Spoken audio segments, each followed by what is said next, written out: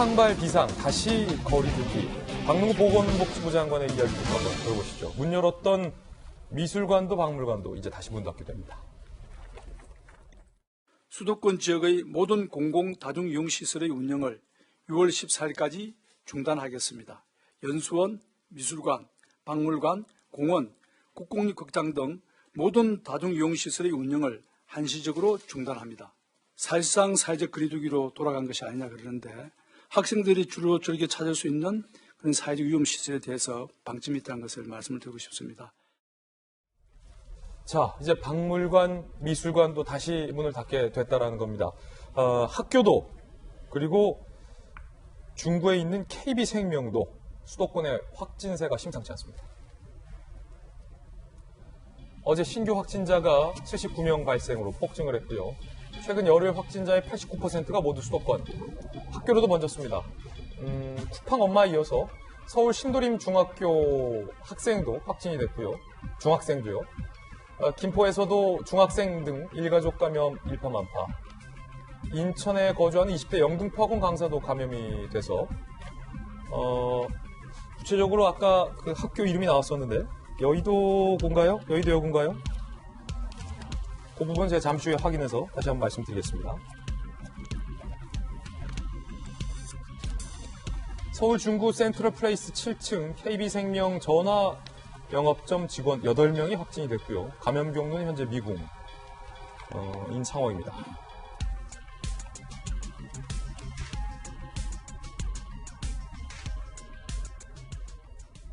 자, 여의도의 한 학원 강사와 수강생인 중학생 2명이 확진 판정을 받아서요. 인근의 윤중중과 여의도중이 오전 수업 후 학생들을 귀가시킨 내용, 그리고 여의도고와 여의도여고도 점심 식사 후에 학생들을 집으로 돌려보냈다는 부분이 조금 보셨던 그래픽에서 누락이 돼서 제가 확인돼서 다시 말씀을 드립니다. 코로나 전문가 김정희 교수님 모셨습니다. 지금 중학생들 그리고 학원 강사들 그리고 KB생명의 전화 상담원들까지 계속해서 확진되고 있어요. 일부는 지금 쿠팡 부천 물류센터랑 연결고리가 있고요. 또 일부는 정확하게 아직 역학조사 중이라서 감염원을 파악하지 못하고 있거든요.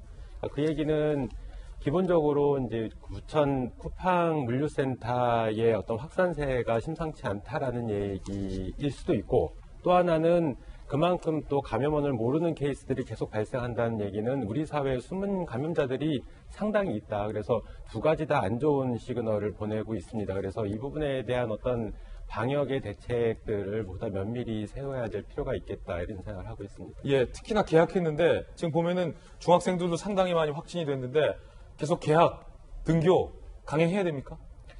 글쎄, 저는 이런 생각을 합니다. 그러니까 기본적으로는 지금은 등교 수업을 진행하는 거에는 다소 무리가 좀 있겠다라는 생각을 하고 있고, 그러니까 지금 보건당국에서 얘기하기로는 하루에 일일 확진자 수의 어떤 등락, 많고 적음이 문제가 아니라 적어도 일주일에서 2주 정도의 어떤 경향성을 보고선 판단을 해야 된다, 이렇게 얘기를 하고 있는데요. 좀 저는 다르게 생각하는 부분이, 우리가 이제 밭둑에 불이 붙었는데 인근 집에 불이 옮겨 붙을 가능성이 있으면 사람들을 대피시키지 않습니까?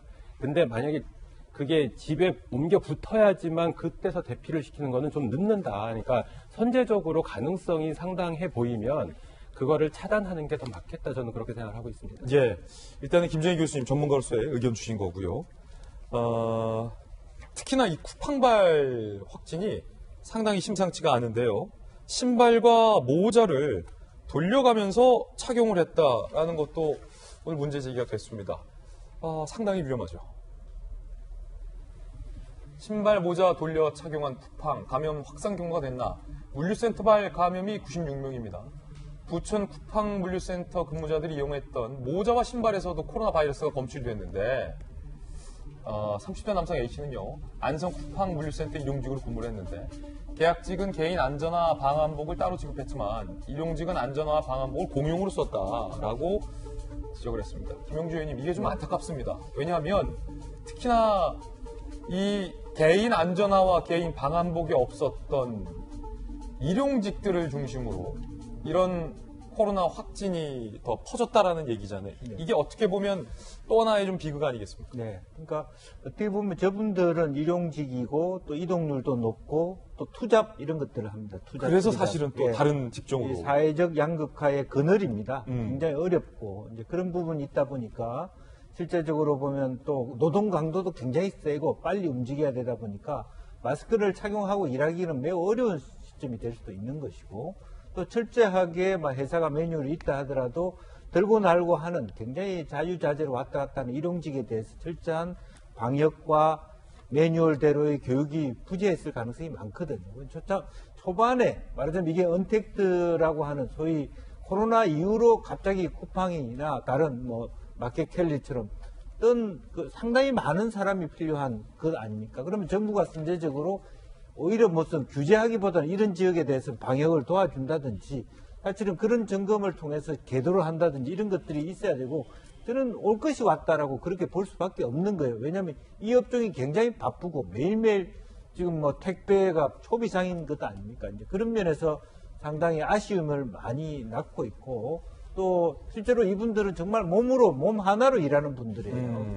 그렇기 때문에 이재명 도지사도 설명하면서 굉장히 이 집종에 대해서 업무를 못하게 하고 이것을 폐쇄할 수밖에 없는 아픔을 토로한 것이거든요. 이제 그런 면에서 우리 사회가 이제는 조금 더 섬세하게 이제는 이 지역에 많이 터졌다 적게 터졌다가 아니라 코로나19로 상황에서 쿠팡과 같은 업종들이 많이 일할 수밖에 없고 거기는 비정규직이 더 많을 수밖에 없는 거거든요. 그럴 때 정부가 해야 될 일이 따로 있을 것 같다는 생각이 듭니다. 아파도 못 쉬었다 이런 얘기가 나오고 있는데 네. 그래서 조금 더 안타깝고요. 특히나 김정인 교수님, 이 돌렸었던 그 모자 그리고 신발에서도 코로나 바이러스가 검출됐다.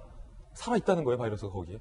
실제로 살아있는지는 확인이 안 된. 예. 그러니까 검출했다라는 의미는 그러니까 그 환경에서 그 유전 물질을 추출을 해가지고 그러니까 유전자 증폭을 한 다음에 실제로 존재하는지를 보고 있는 거거든요. 과거에 우리가 구로 콜센터에서 집단 감염이 일어났을 때 그 경로가 어떻게 되는지 몰랐을 때 제가 말씀드린 부분이 있거든요. 당시에 환경에 대한 어떤 바이러스 검출을 시행을 했으면 그게 이거군요. 예, 동선을 보다 좀 쉽게 알 수 있을 텐데라는 말씀을 드린 적이 있는데 그 차원에서 지금 환경에 대한 바이러스 검출을 한 거고요. 실제로 그 유전 물질을 검출한 거지 바이러스가 실제로 살아있고 감염력이 있는지는 모릅니다. 근데 일단은 말씀하신 것처럼 뭐 비정규직이라고 해서 저런 뭐 그러니까 안전모나 그러니까 신발 같은 거를 이제 돌려 쓰는 거는 인권 차원에서도 적당하지 않고 특히 감염병이 유행하고 있는 상황에서는 더더욱 부적절한데 어찌됐든 지금 보면은 그런 안전모나 아니면은 그 신발에 의해서 감염됐을 가능성보다는요. 당시에 작업 환경에서 마스크를 자꾸 벗거나 안 쓴 환경, 그리고 휴게 공간이라든가 식사 공간에서 바이러스가 호흡기를 통해서 감염됐을 가능성이 훨씬 더 많습니다. 그래서 일단 지금 저 모자나 신발에서 바이러스의 유전 물질이 검출됐다는 얘기는 그만큼 그 쿠팡 물류센터 내에서 바이러스가 굉장히 많이 퍼졌다라는 것을 반증한다 이렇게 보시면 될 것 같습니다.